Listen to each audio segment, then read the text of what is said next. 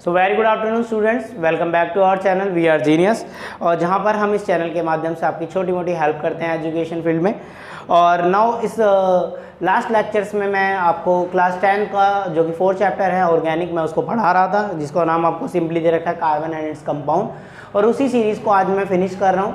और क्योंकि मेरी वीडियोस बहुत टाइम टू टाइम लेट आ रही हैं और कभी कभी कुछ भी हो जाता है, सो इसका कारण ये है कि फरवरी चल रहा है और बोर्ड नज़दीक है। तो मेरी जो ऑफलाइन रनिंग क्लासेस हैं like 12th class, 10th class या 11th क्लास, जहाँ पे मैं फिजिक्स या केमिस्ट्री के कुछ या साइंस पढ़ा रहा हूँ 10th 9th को, तो उनके एग्ज़ाम पास होने की वजह से मैं ऑफलाइन में ज़्यादा बिजी हूँ, तो ऑनलाइन में बिल्कुल नहीं कर पा रहा।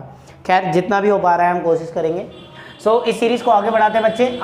आज हम इस सीरीज़ के अंदर ये जो लास्ट वीडियो है इसमें हम केमिकल प्रॉपर्टीज़ देखेंगे कार्बन और कार्बन से जुड़े सभी कंपाउंड्स की। और आज हम इसमें देखेंगे कुछ इंपॉर्टेंट कंपाउंड्स जो कि हमारे पेपर में उनकी फिजिकल प्रॉपर्टी और केमिकल प्रॉपर्टी बहुत इंपॉर्टेंट्स होती है। और कुछ छोटी मोटी टर्म्स देखेंगे, ठीक है। और आइसोमर भी सीखेंगे क्या होता है। बहुत छोटा सा टॉपिक है हमारे सिलेबस में, वैसे है बहुत वास्ट 11th और 12th के पॉइंट्स ऑफ व्यू से, बट क्लास 10th में बहुत छोटा सा सिर्फ स्ट्रक्चरल आइसोमर देखना है हमें, ठीक है। और उसके बाद एक छोटा सा टॉपिक रह जाएगा क्लीनिंग एक्शन ऑफ शॉप, और जो कि वो भी इसी वीडियो में आज हम कवर करेंगे। सो नाउ क्लास, मैं बात कर लूँ केमिकल प्रॉपर्टी ऑफ कार्बन और कार्बन के कंपाउंड की। तो सबसे पहली जो केमिकल प्रॉपर्टी है वो हमारे पास है कंबशन। जैसे कि आप सब जानते हैं कंबशन का मतलब होता है दहन, ठीक है। दहन मतलब कि आप समझ लो ना, जलना, है ना। अब मैं बता दूं, जो कार्बन और कार्बन का कोई भी कंपाउंड होता है जनरली वो बर्न होता है in the presence of air और प्रोड्यूस करता है आपके पास CO2 यानी कार्बन डाइऑक्साइड, वाटर, और रिलीज करता है लॉट्स ऑफ हीट और लॉट्स ऑफ लाइट एनर्जी।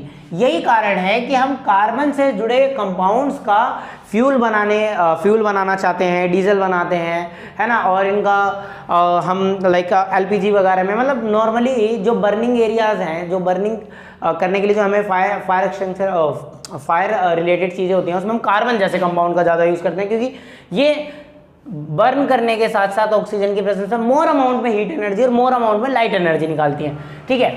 सो जैसे कि मैंने यहाँ पर दिखा रखा है, ये हमारा एक मीथेन है, ठीक है। इसको जब हम ऑक्सीजन की प्रेजेंस में जला रहे हैं, बर्न कर रहे हैं, तो हमें क्या मिल रहा है, CO2 मिल रहा है, H2O मिल रहा है और हीट और बहुत सारी लाइट एनर्जी मिल रही है, ठीक है। अब सवाल कैसे बन सकता है, सवाल ऐसे ही बन सकता है कि आप कार्बन और कंपाउंड को as a fuel, as a diesel क्यों उपयोग में लाते हैं। सो आंसर यही है, क्योंकि सर इसको जब नॉर्मली एयर की प्रेजेंस में हम जब बर्न करते हैं, है ना, इसका कंबशन करते हैं, तो ये CO2 निकालता है, वाटर निकालता है और साथ साथ में लॉट्स ऑफ हीट एनर्जी और लॉट्स ऑफ लाइट एनर्जी निकालता है। बेटा एक कमाल की बात, जो सैचुरेटेड हाइड्रोकार्बन्स हैं, ठीक है, जो हमारे सैचुरेटेड हाइड्रोकार्बन हैं, उनको हम बर्न करते हैं जनरली। जैसे हम उनको बर्न करते हैं तो वो हमें एक ब्लू फ्लेम देते हैं। ब्लू फ्लेम समझते हो ना, फ्लेम हमने 8वीं क्लास में पढ़ा हुआ है, जहाँ फ्लेम स्ट्रक्चर होता है ना, वो ज्वाला की जो स्ट्रक्चर होता है, जो मोमबत्ती के ऊपर भी बना होता है, ब्लू फ्लेम देता है ये, और एक अच्छी सप्लाई करता है एयर में। एंड विद येलो सूटी flame is limited supply of air. और ये जो येलो सूटी फ्लेम है ये लिमिटेड सप्लाई करता है एयर में, मतलब बहुत कम सप्लाई करता है, लिमिट में सप्लाई करता है। अब क्या कम सप्लाई करता है दोबारा बताते हैं। देखो, मैंने कहा सैचुरेटेड हाइड्रोकार्बन को आप बर्न करोगे जनरली तो ब्लू फ्लेम देगा। नॉर्मली बच्चे वो गुड सप्लाई, एयर में गुड सप्लाई में ब्लू फ्लेम देगा। उसके अलावा वो येलो सूटी फ्लेम, अब ये सूटी वर्ड समझो, है ना, बहुत कम समझ आता है ना। जब आप जलाते हो कोई भी चीज़ तो आपने देखा होगा, जब वो येलो फ्लेम बनाता है और साथ में थोड़ा सा देखते हो, जैसे वो बहुत काला काला सा धुआं उठता है उसके साथ। अभी यहाँ पे आपको इमेज भी दिख रही होगी साइड में, ठीक है, कि जब वो जल रहा होता है तो उसके ऊपर थोड़ा थोड़ा काला काला धुआं होता है। वो जो धुआं होता है ना ब्लैक कलर का, है ना, हिंदी में कालिक, वही सूटी होता है, उसका मतलब ही सूटी होता है। उस तरह की फ्लेम जो काला काला धुआं प्रोड्यूस कर रही है, तो येलो और काले काले धुएं वाली फ्लेम प्रोड्यूस करता है बहुत लिमिटेड अमाउंट में। कौन? Saturated hydrocarbon. कब? जब आप उसको जलाते हो। नॉर्मली उसके बाद बात करें, जो सूटी फ्लेम है भाई, काले काले धुएं वाली फ्लेम, आप उसको देख सकते हो अनसैचुरेटेड हाइड्रोकार्बन में आर बर्न्ड इन एयर। जब आप अनसैचुरेटेड हाइड्रोकार्बन को देख जलाते हो तो बहुत आसानी से वो काली वाला धुआं वाला जो फ्लेम है वो इजीली देख सकते हो, सूटी फ्लेम, ठीक। अच्छा, एक बात और, burning of a coal and petroleum emits oxides of sulphur and nitrogen which are responsible for the acid rain. जब आप बर्न करते कोल और पेट्रोलियम को, एमिट करता है ऑक्साइड सल्फर का, नाइट्रोजन का, जो कि आपको रिस्पॉन्सिबल होता है किसके लिए? एसिड रेन के लिए, ठीक है। इतनी सी बात समझ आया, ये बहुत ईजी है। कंबशन क्या है, जलाते हैं एयर की प्रेजेंस में किसको, कार्बन, कार्बन से जुड़े कंपाउंड्स को, वो कार्बन डाइऑक्साइड वाटर देता है, साथ में लॉट्स ऑफ हीट देता है, लॉट्स ऑफ लाइट एनर्जी देता है, और यही कारण है कि हम इनको बर्निंग वगैरह में ज़्यादातर यूज़ करते हैं, है ना। जहाँ सैचुरेटेड वो येलो सूटी फ्लेम लिमिटेड में देता है, वैसे वो जनरली ब्लू फ्लेम देता है, अनसैचुरेटेड सूटी फ्लेम ज़्यादा देता है, आराम से देख सकते हो आप इन एयर की प्रेजेंस में। सिंपल सा बर्निंग कॉल पेट्रोलियम ऑक्साइड्स आपको सल्फर नाइट्रोजन देते हैं, जो कि रिस्पॉन्सिबल होता है एसिड रेन के लिए। बेटा सेकंड जो हमारा केमिकल प्रॉपर्टी रहेगी कार्बन की, वो रहता है ऑक्सीडेशन, है ना। ऑक्सीडेशन हमने पहले चैप्टर में ही पढ़ा था, है ना, और मैंने पढ़ाया हुआ है, आप उसको यूट्यूब पे भी देख सकते हैं। सो ऑक्सीडेशन क्या होता है बच्चे, ऑक्सीडेशन ऑक्सीजन का जुड़ना, ठीक है। अब यहाँ पर कैसा ऑक्सीडेशन होगा, जब आप अल्कोहल को, जब आप अल्कोहल के पीछे ये लगा होता है ना, ये सफिक्स लगा होता है, ये हमारा फंक्शनल ग्रुप होता है OH, है ना। अल्कोहल यही होता है, किसी भी कार्बन कंपाउंड में ये फंक्शनल ग्रुप लगा रहता है, तो इसको अल्का कंपाउंड बोलते हैं, ठीक है। और उसको हम कन्वर्ट करते हैं किसमें, कार्बोक्सिलिक एसिड। कार्बोक्सिलिक एसिड कुछ देखो COOH, ठीक है, ऐसा दिखता है। यानी आप देख रहे हो यहाँ पर एक ऑक्सीजन है, यहाँ पर 2 ऑक्सीजन हो गए, है ना, दिख रहा है आपको।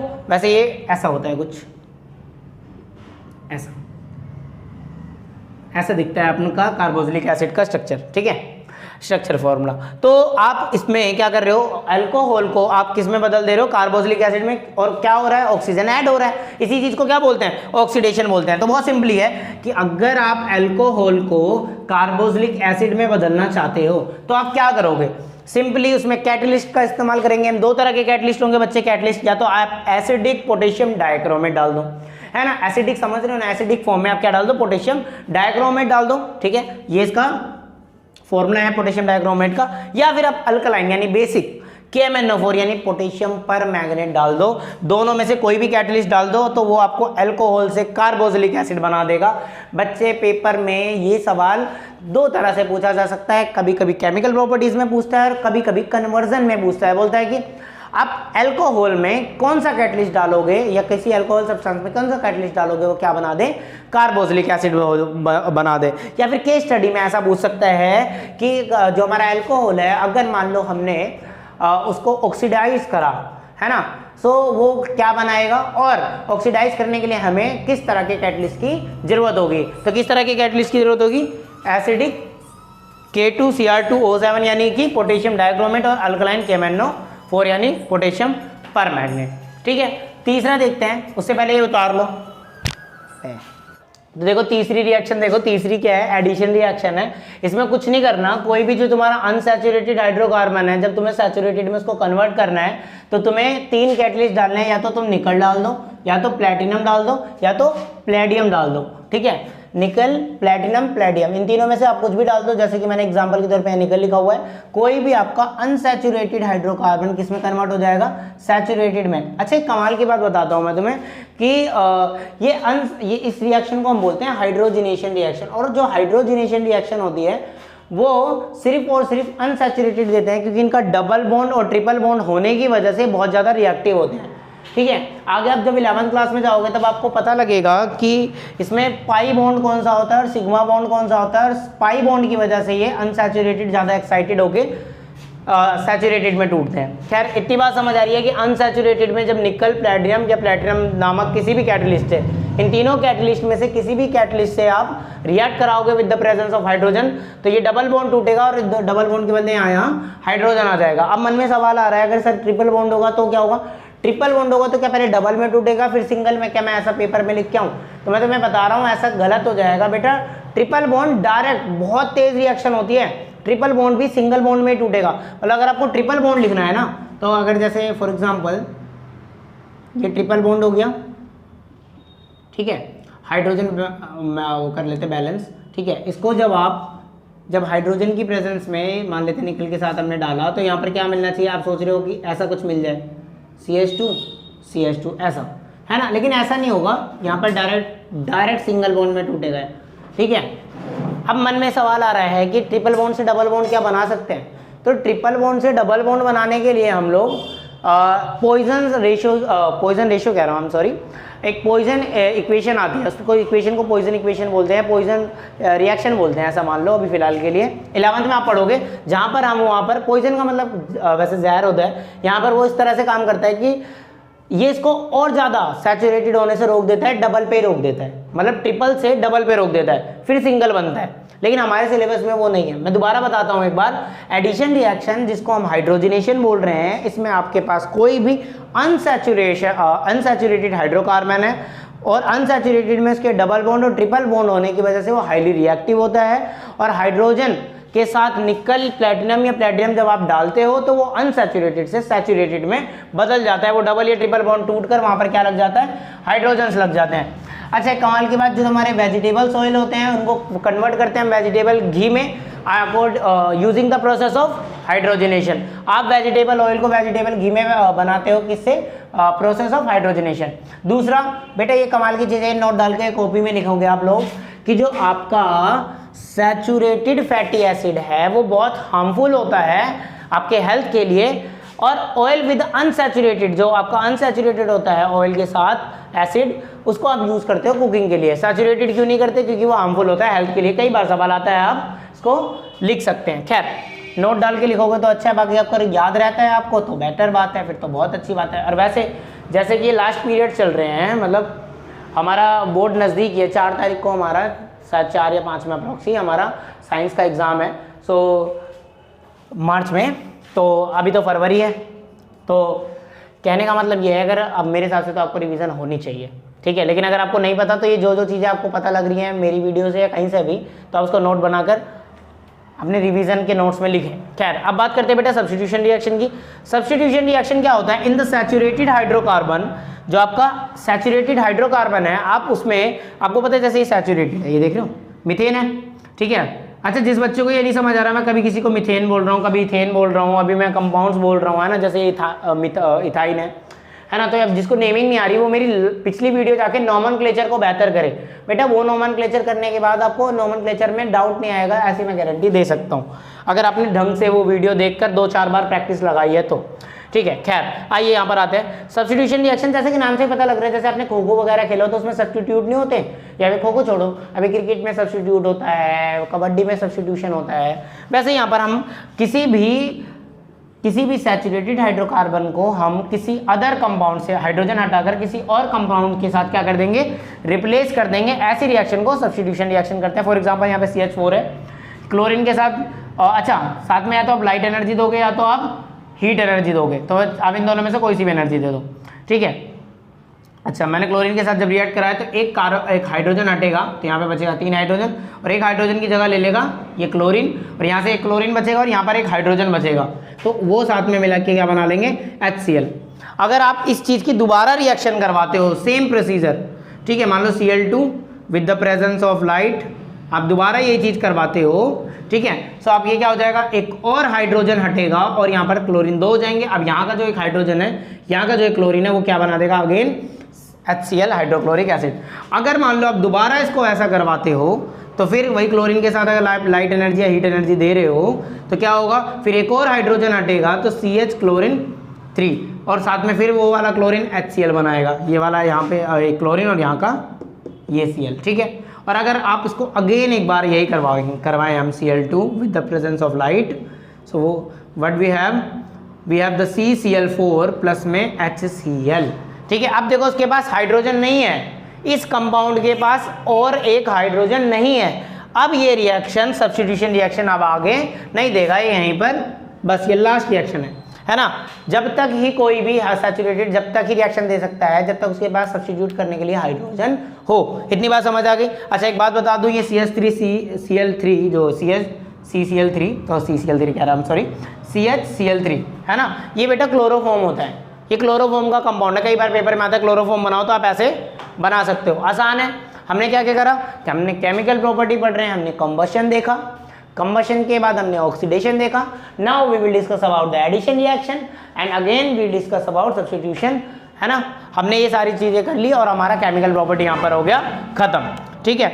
अब मैं आपको छोटे छोटे 2 कंपाउंड्स हैं, इथेनॉल और इथेनोइक एसिड, उनकी केमिकल और फिजिकल प्रॉपर्टीज बताऊंगा। बेटा किसी को इसमें से कुछ लिखना है तो वो स्क्रीनशॉट ले लो या लिख लो पॉज करके। केमिकल प्रॉपर्टी जब हमने ख़त्म कर ली है, अब हम कुछ इंपॉर्टेंट कंपाउंड्स के बारे में पढ़ेंगे। देखो ये हमारे सिलेबस में बहुत ज़्यादा इंपॉर्टेंट है, कई बार इससे सवाल आते हैं। वो इंपॉर्टेंट कंपाउंड कौन कौन से हैं? दो है, एक है इथेनॉल और एक है इथेनोइक एसिड। सबसे पहले हम इथेनॉल की बात करते हैं। बेटा इसका कंडेंस फार्मूला ये है, स्ट्रक्चर फार्मूला आप लोग बना लोगे, ठीक है। बॉन्ड लाइन स्ट्रक्चर भी बना सकते हो आप लोग इसका।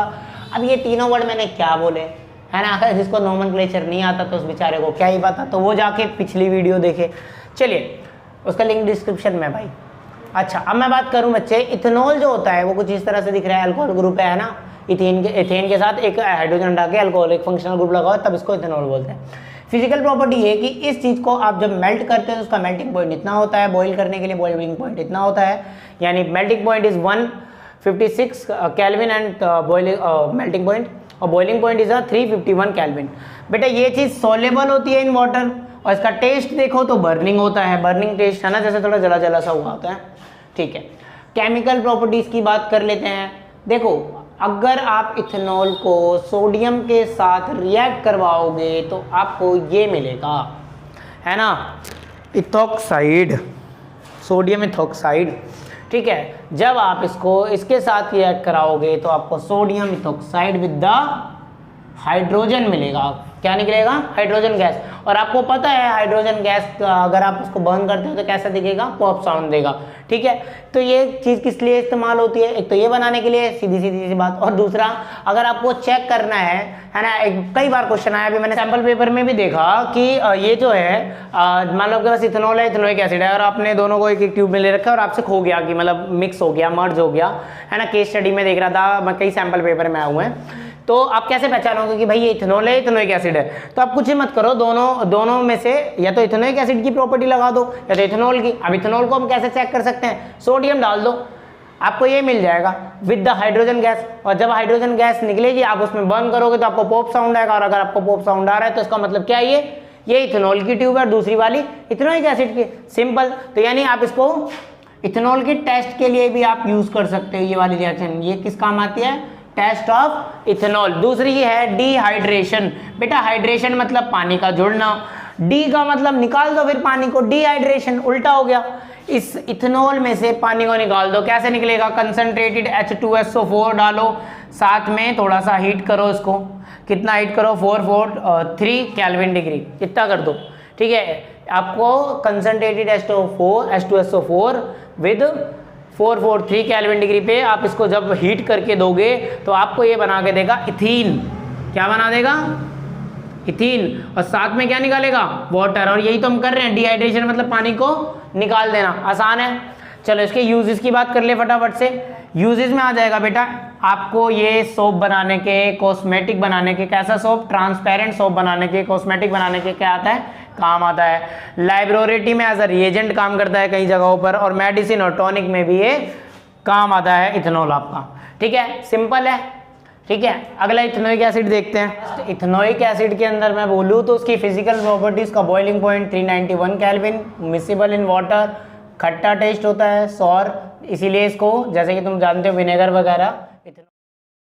जब आप इसको फ्रीज करते हो तो उसका फ्रीजिंग पॉइंट होता है 290 केल्विन, और जब ये प्योर इथेनोइक एसिड जब उसको फ्रीज कर देते हैं तो प्योर एसिटिक एसिड, यही प्योर एसिटिक एसिड क्या बन जाता है हमारा? ग्लाइकल एसिटिक एसिड बन जाता है, ठीक है। इसको ग्लाइकल एसिटिक एसिड कहते हैं। और 3 से 4% solution of the acetic acid क्या बनाता है हमारा? विनेगर। एसिटिक एसिड ये इथेनोइक एसिड में ही है, इसी को बोलते हैं। खैर अब बात करते हैं केमिकल प्रॉपर्टी की। फिजिकल प्रॉपर्टी समझ आई, बॉइलिंग पॉइंट, मिसिबल है वाटर में, सॉर टेस्ट है, फ्रीज होता है ये पॉइंट पे, और प्योर जब इसको फ्रीज कर देते हो आप इसको ग्लाइकल एसिटिक एसिड बुलाते हो। 3 से 4% सोल्यूशन एसिटिक एसिड का होता है तो उसको विनेगर बुलाते हैं। सिंपल सी बात, विनेगर होता है भाई, ठीक है। केमिकल प्रॉपर्टी ये थोड़ी इंपॉर्टेंट है और यहाँ से सवाल ज़्यादा बनता है। सवाल कैसा? देखो जब इथेनोइक एसिड और इथेनॉल को सब आपस में रिएक्शन करवाओगे with the concentrated H2SO4 sulphuric acid, sulphuric acid, तो आपको ईस्टर मिलेगा। ईस्टर जो ईस्टर इत्र बोलते हैं, ठीक है। स्वीट स्मेल आएगी आपको, ठीक है। ईस्टर इत्र हो गया। जब आप इथेनोइक एसिड इथेनॉल को साथ में मिलाओगे कंसंट्रेटेड H2SO4 सल्फ्यूरिक एसिड के साथ, तो आपको मिलेगा ईस्टर जो कि स्वीट स्मेल देता है और साथ में पानी। और ये ईस्टर किस काम आता है? आपका परफ्यूम वगैरह बनाने के काम आता है। अब आपसे बोल दिया जाए आपको स्टर, कई बार पेपर में आएगा, अब स्टर दे, स्टर कैसे बनाते हैं, तो इसी को स्टेरिफिकेशन भी बोलते हैं।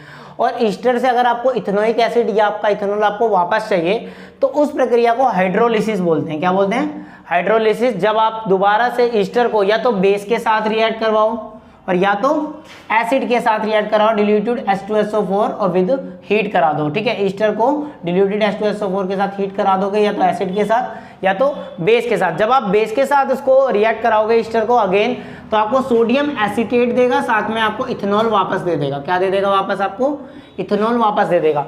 ठीक है, इस प्रक्रिया को स्पोनिफिकेशन बोलते हैं, क्योंकि सोडियम एसीटेट बन रहा है। स्पोनिफिकेशन मतलब साबुनीकरण, यानी साबुन बन रहा है। ठीक है, ये सोडियम एसीटेट बन रहा है। और जब आप ईस्टर को डिल्यूटेड H2SO4 के साथ हीट करते हो तब आपको ये चीज अगेन मिल जाती है, यानी इथेनोइक एसिड और साथ में इथेनॉल, दोनों ही मिल जाता है ना।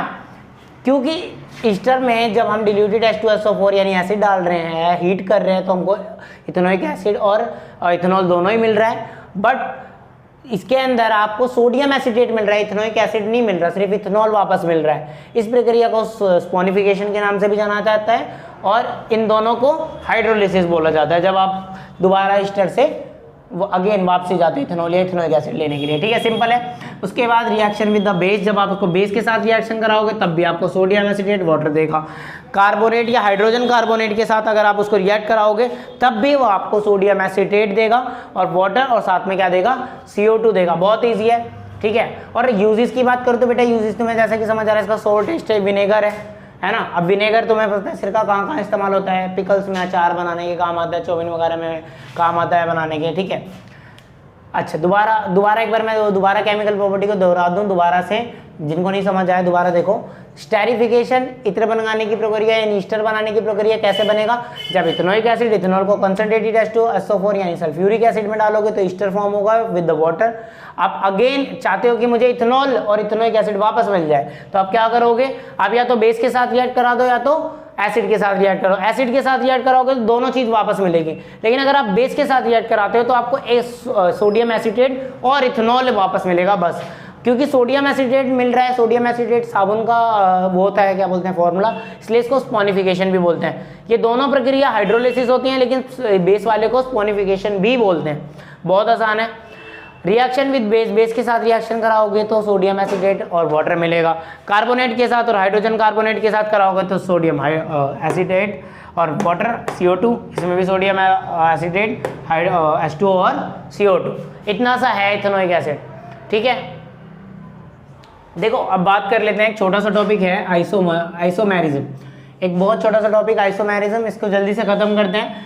आइसोमेरिज्म क्या होता है हमारे में? देखो बहुत बड़ा होता है आइसोमेरिज्म, बट हमारे जो सिलेबस में क्लास 10 के सिलेबस में है, इसमें आइसोमेरिज्म सिर्फ स्ट्रक्चरल आइसोमेरिज्म है। क्या होता है ये आइसोमेरिज्म? जिसका सेम मॉलिक्यूलर फॉर्मूला हो, क्या सेम मॉलिक्यूलर फॉर्मूला और डिफरेंट इन स्ट्रक्चर, क्या हो? Different in structure. ऐसे मॉलिक्यूल्स आपस में क्या होते हैं? आइसोमेरिज्म कहलाते हैं, वो भी स्ट्रक्चरल आइसोमेरिज्म। ठीक है, तो आपके सिलेबस में बोलता है कि ब्यूटेन का आइसोमर बनाओ, इथेन का, मिथेन का, या किसका बोले से, इथेन का तो नहीं बोले, मिथेन का नहीं बोलेगा। ठीक है, बड़े का बोलता है, जैसे लाइक ब्यूटेन। ब्यूटेन क्या होगा? CH3 CH2 CH2 CH3, ये ब्यूटेन है।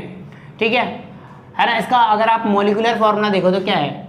4 कार्बन है, 3 3 6 7 8 9 10 और 10 हाइड्रोजन है। ठीक है, इसका स्ट्रक्चर ऐसे भी लाई कर सकता है, इसका स्ट्रक्चर और कैसे लाई कर सकता है?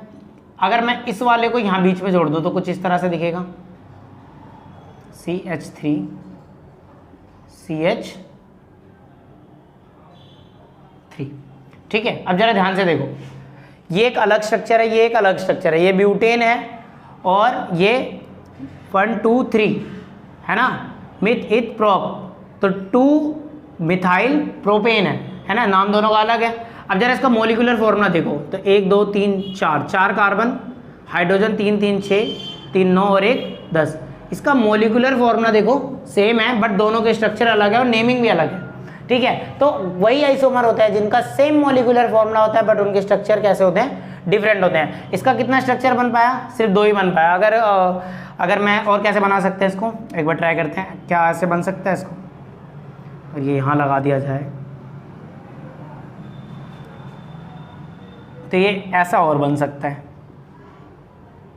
लेकिन ये चीज़ तो ये अगेन यही हो गई, तो इसके दो ही बन सकते हैं बच्चे, दो ही स्ट्रक्चर आइसोमर। अगर आप सोच रहे हो कहीं मैं इसको इधर लगा दूं, है ना, आपके मन में आ रहा है अगर मैं इसको इधर लगा दूं तब भी बच्चे ये फिर वही चीज़ बन जा रही है, यही है ना। तो नेमिंग तो आपको आती है। तो स्ट्रक्चरल आइसोमर जिसका मॉलिक्यूलर फॉर्मूला सेम है और डिफरेंट है स्ट्रक्चर, जैसे मैंने ब्यूटेन का दिखाया, एक पेंटेन का और दिखाता हूँ, CH3 CH2 CH2 CH2 और CH3, 1 2 3 4 5, ठीक है। अब जरा देखो कि इसके कितने आइसोमर बन सकते हैं, इसके तो दो ही बन सक रहे थे। इसमें देखो एक काम करते हैं, इसको ऐसा एक अरेंजमेंट ऐसी लगा के देखते हैं, इसके सेकंड वाले पे CH2 CH3, ठीक है, एक ये आइसोमर बनेगा। और चेक करते हैं,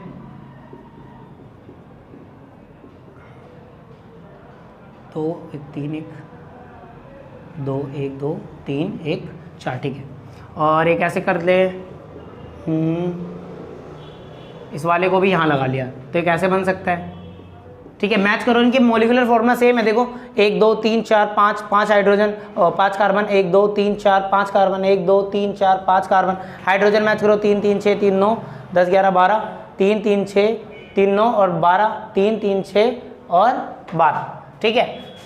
और कुछ नहीं बन सकता। अगर तुम सोच रहे हो कि इसको मैं यहाँ लगा दूँ, तो अगेन यही चीज़, ये चीज़ अगर तुम यहाँ लगाओगे, देखो नेमिंग में जब उधर से लगाओगे ये वाला स्ट्रक्चर और ये वाला स्ट्रक्चर सेम है, बच्चे कहते हैं ये बना लूँ मैं ऐसे करके, तो ये वाला स्ट्रक्चर और ये वाला स्ट्रक्चर सेम है, ठीक है। आप उधर से लगाओगे तो नेमिंग उधर से होगी, इधर से लगाओगे तो नेमिंग, देख रहे हो इसके 3 बन पा रहे हैं, ठीक है। और अगर कोई पॉसिबल हो तो आप वो भी बना के देखो। क्या होता है आइसोमर, दोबारा अगेन जिसका बस मॉलिक्यूलर फॉर्मूला सेम हो, स्ट्रक्चर में डिफरेंस है, वो ऐसी चीज़ क्या कहलाती है आपस में, ये दोनों आइसोमर है। इसके कितने आइसोमर बने, 2, इसके कितने बने, 3, सिंपल है, ठीक है। आप किसी को बना लोगे ऐसे, सिंपल ही आएगा आपके सिलेबस में, इससे ज़्यादा 10th क्लास में नहीं है।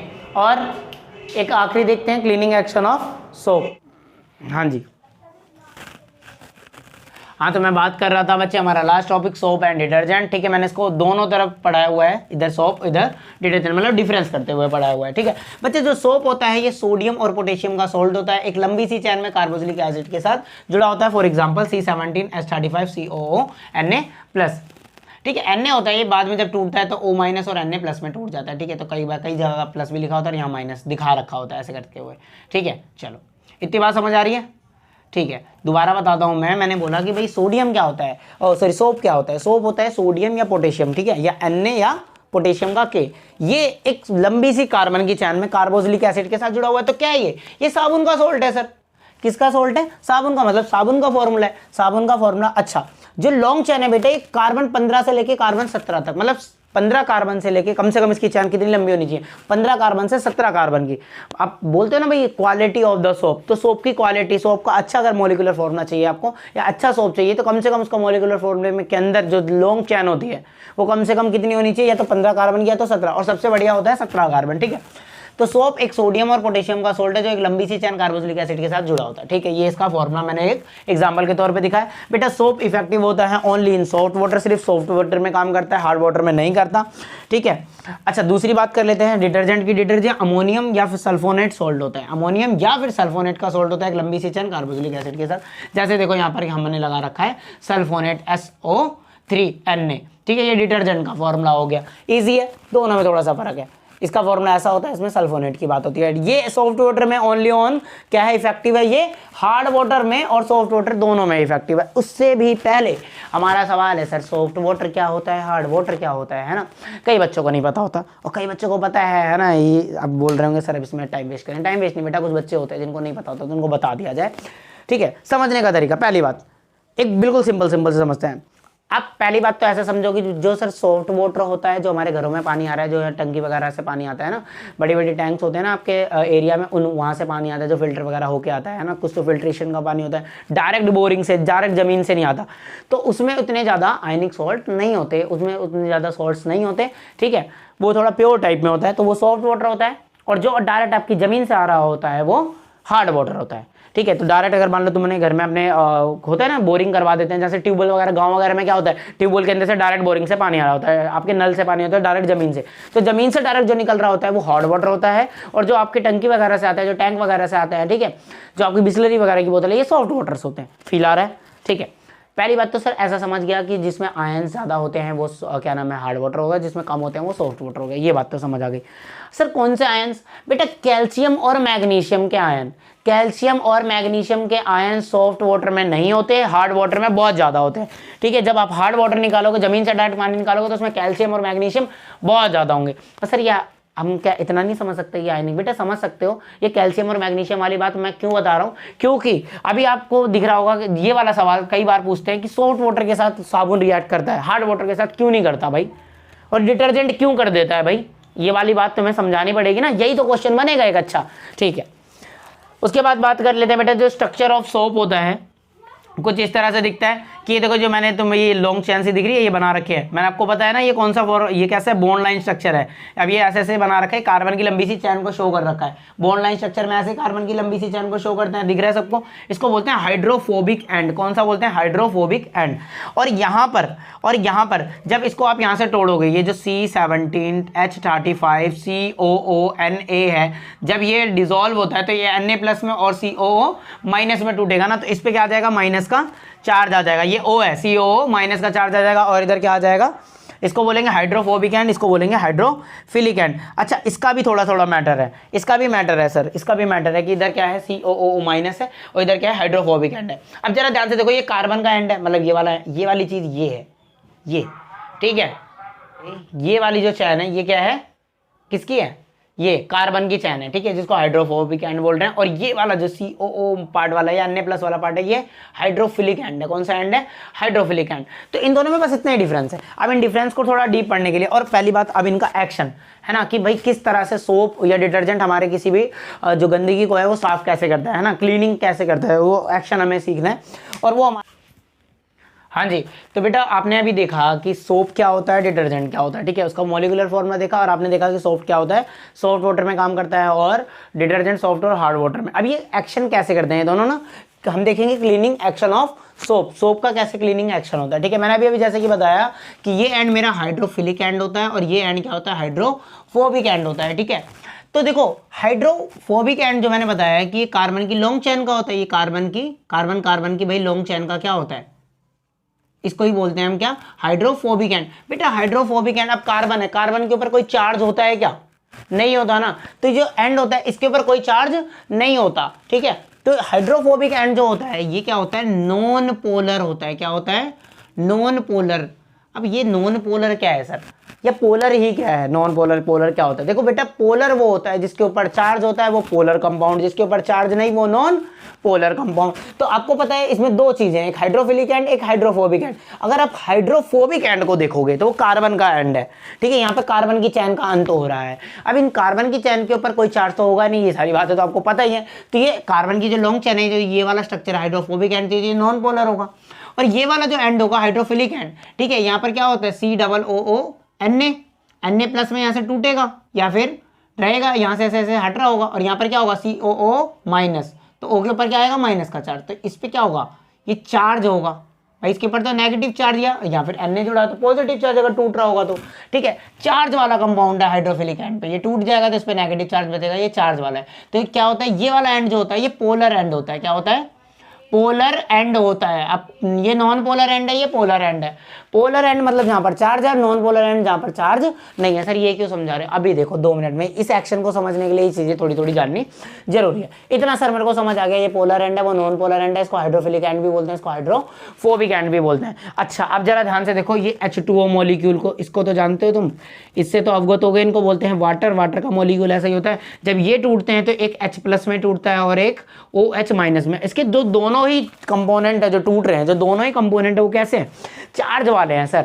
यानी ये पूरा का पूरा कंपाउंड कैसा है, ये पूरे कंपाउंड पोलर है, इसका कोई एंड वेंड नहीं, इसका तो पूरा कंपाउंड ही पोलर है, ठीक है। और बल्कि यहाँ पर देखो इसका एंड पोलर है, इसका दूसरा एंड नॉन पोलर है। चलो अब इससे समझते हैं क्या होता है। जो मोस्ट डर्ट या ऑयली नेचर का पार्टिकल है, ठीक है, जो मोस्ट डर्ट या ऑयली नेचर का पार्टिकल है, जैसे कि देखो मैंने यहाँ पर मतलब कोई कपड़ा है कहीं, वहाँ पे एक ऑयल ड्रॉपलेट मैंने ले ली, देखो ये ऑयल की ड्रॉपलेट या गंदगी ग्रीस जो तुम्हें समझ आता है वो गंदगी तुमने यहाँ पर ले ली।